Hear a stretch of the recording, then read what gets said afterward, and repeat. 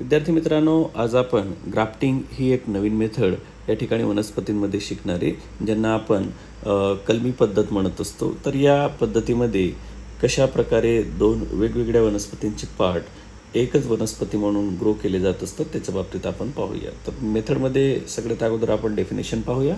बघा, in grafting two plants are joined in such a way that they grow as a one plant. बघा, आकृतीमध्ये दिसत आहेत, हा जो भाग आहे याला स्टॉक म्हणतात, जो जमिनीत असतो, आणि हा जो भाग आहे याला सियॉन म्हणतात, जो जमिनीत असलेल्या वनस्पतीवर ग्राफ्ट केला जात असतो.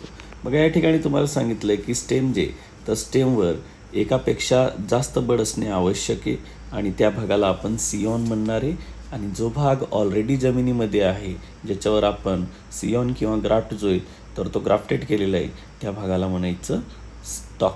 ओके, बघा, सियॉन जो आहे तर सियॉन हा स्टॉकवर ग्राफ्ट केला जात असतो. या मेथडला आपण ग्राफ्टिंग म्हणत असतो. आकृतीत दाखवल्याप्रमाणे हा जो भाग आहे याला आपण म्हणणार आहे सियॉन, आणि ज्या वनस्पतीवर या सियॉनला फिट केलं गेलं आहे, ग्राफ्ट केलं गेलं आहे, त्या भागाला आपण म्हणणार आहे स्टॉक. ओके, या पद्धतीमध्ये आपण बडचा पण यूज करू शकतो, त्याला बड ग्राफ्टिंग म्हणत असतात. बघा, या ठिकाणी आकृतीमध्ये दिसते तुम्हाला बड ग्राफ्टिंग.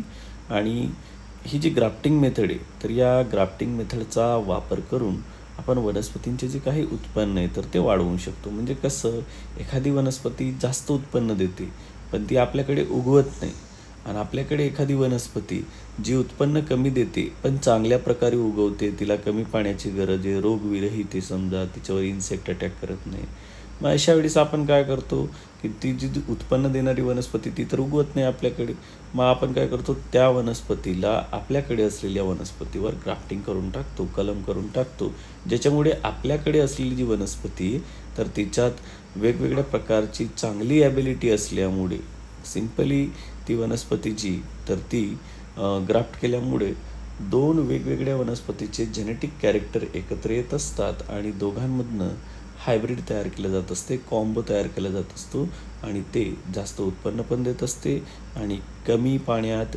आणि कोणतीही ॲडव्हर्स कंडिशनमध्ये ती वनस्पती चांगल्या प्रकारे जगू शकते आणि हॉर्टिकल्चरमध्ये त्याचं उत्पन्न वाढवलं जात असते.